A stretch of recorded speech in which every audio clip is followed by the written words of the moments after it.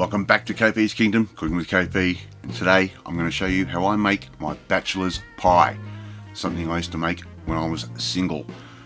Really simple, really easy, and anyone can make it. Alright, I'm making some southern fried chicken. That is another recipe for another time. You can use a barbecue chicken that you've bought from the store. You could even use something like KFC. Alright, I'm putting these into an oven for about 40 minutes at 180 degrees.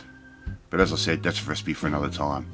I've got about 5 reasonably good sized button mushrooms, and I'm just cutting those in half and then slicing them up nice and thin. Really, really simple to do. Alright.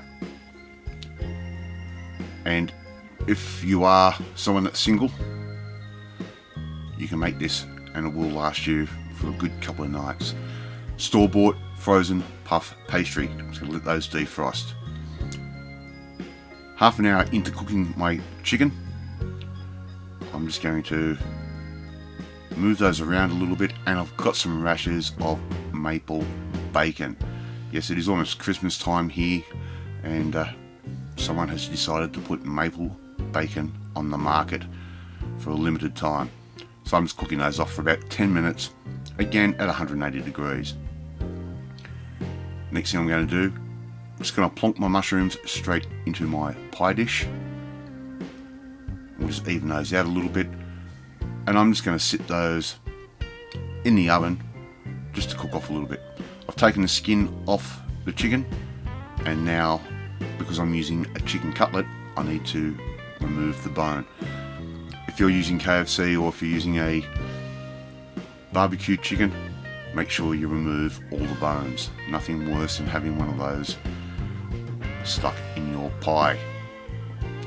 And once we've taken out all the bones, we're just going to cut this up into nice little fine pieces.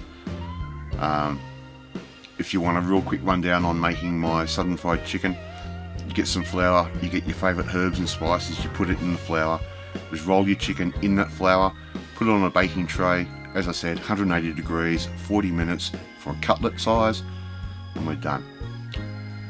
Okay, we've got our bacon. I'm just going to roughly cut this. We want a bit of texture in this. We don't want to spend too much time in making it at all. As you can probably tell, I've not made a stew. I have not pre-cooked anything.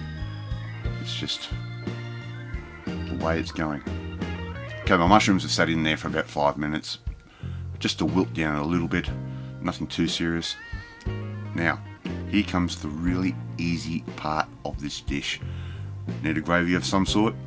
Condensed cream of mushroom soup, straight out of the can, no cooking. Do not mix it with anything else. Just use the concentrated cream of mushroom soup. Some dried herbs, whatever you like.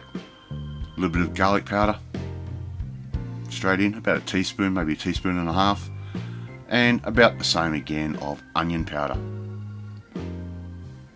And the reason I'm actually making this one today, for some reason last week it was 30 degrees, and when we made this, the temperature had dropped to 16 degrees, and we are in December. That is unheard of in Canberra, Australia.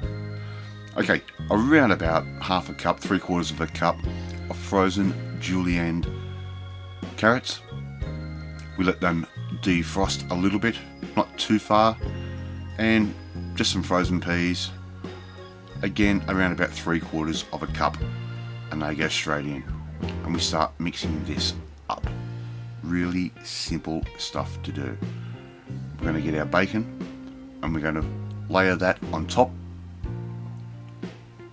just like I'm doing there. Try and even it out, maybe give it a little bit more of a mix, and in goes our chicken. If you want to know how many grams of chicken that would be, including bone, that would have been around about 750 to 800 grams of chicken.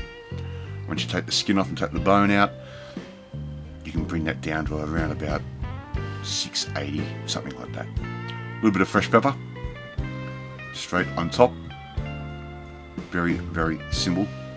And our pastry, which is now defrosted, Just going to layer that straight on top. I'm not going to cut it. I'm not going to do anything. I'm going to center it as best as we can. And this is a good full sheet. And we lay the second sheet diagonally straight across. And the reason we laid the first sheet down as it was, that had a crack in it. Something that will happen with frozen pastry if you're not very careful. There we go.